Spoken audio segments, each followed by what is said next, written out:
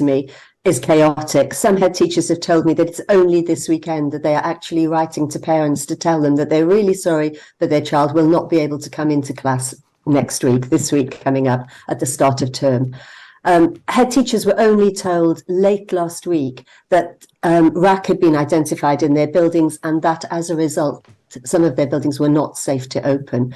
So it's an incredibly chaotic situation. I spoke to one head teacher who is a school leader in quite a big trust in the southeast of England. And she said 3 schools in her trust were affected, including a large secondary school. They are scrambling at the moment to try and find props to actually prop up the roof where crumbly concrete has been identified. But until they can do that, until they can get those structural engineers in to make the building safe, she is having to write to parents this weekend and say, I'm really sorry, your child will be taught online at home for the foreseeable future. They're going to try and bring children in on rotation so children get some face-to-face learning, but a lot of the learning will be online. And she's really devastated. And as we report today in the Sunday Times, the complicating factor is that many of these buildings where crumbly concrete has been identified in the roof, making it liable to collapse at any given moment, will also have asbestos in the roof panels. So when you're trying to remove that crumbly concrete, when you're trying to put a new roof in place, there's a risk of disturbing that asbestos, releasing really dangerous fibers into the air. And that could mean that some school buildings take literally weeks, if not months, to sort out. And some school buildings, one head teacher told me she doesn't think her school building will ever open again. Really? Right. Okay. So we're looking at a really fundamental rebuilding of some schools and quite dramatic refurbishment or renovation of others. The asbestos part of this is really fascinating, Sian, because it adds such a difficult and potentially deadly layer of complexity. Do schools have the access to the information that they need at this point? You described chaos there. We heard earlier from one of our guests suggesting that actually it's been quite chaotic in terms of communications. This was Roger Goff, who's the leader of Kent County Council and speaks for the Local Government Association's County Councils Network, basically saying that communication on all of this has been really difficult. Is information readily available? How are we navigating this? How are schools navigating this? Well, head teachers will say that they were told really at the last minute about this. One school leader said that they had some indication that the Department of Education was aware of the problem about 10 days ago when they got a call saying, what would you do if you had to close your school suddenly at the beginning of term? And then a few days later came the call saying, you are going to have to close your school suddenly at the beginning of term. So I think they think that the Department of Education knew a bit sooner than it did make that final decision.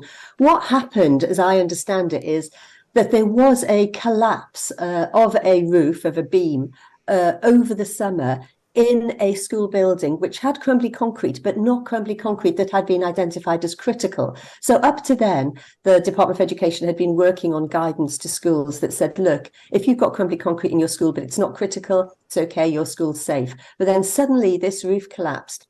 And it was in, as I say, a school building that had not been deemed to have crumbly concrete that was critical. And suddenly all the alarm bells started ringing. It is chaotic because schools are filling in questionnaires. They're trying to work out, have they got crumbly concrete in their schools? But there are thousands of schools that have not completed those questionnaires and have not been checked for the concrete. Schools also have to keep asbestos surveys of where asbestos is in their schools. And many school leaders are realizing that not only do they now have crumbly concrete in their roofs, but they have known for quite a long time that they've had asbestos and they've stripped it out or they've cordoned off buildings with asbestos.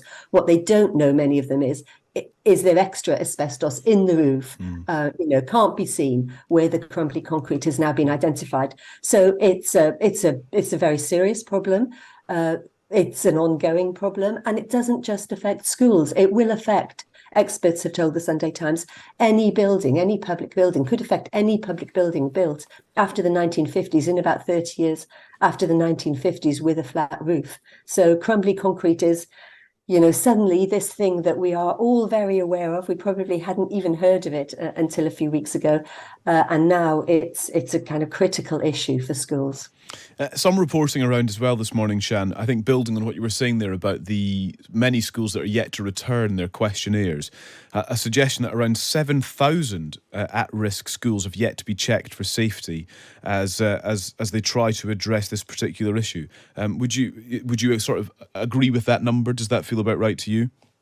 Well, the statistics that we are working with is that 572 schools have got Crumbly RAAC and know that they've got Crumbly RAAC. They've been identified, but we think that about 8,600 schools have yet to respond. So yes, that figure of around 7,000 schools does feel about right from the data that we have.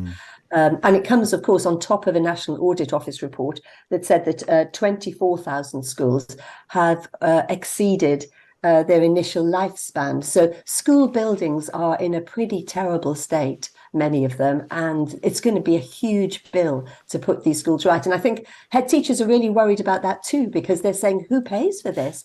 One head teacher I spoke to in Leicester, it's cost her, tens of thousands of pounds to move her children into an office block and into a children's centre because her school building has been deemed unsafe.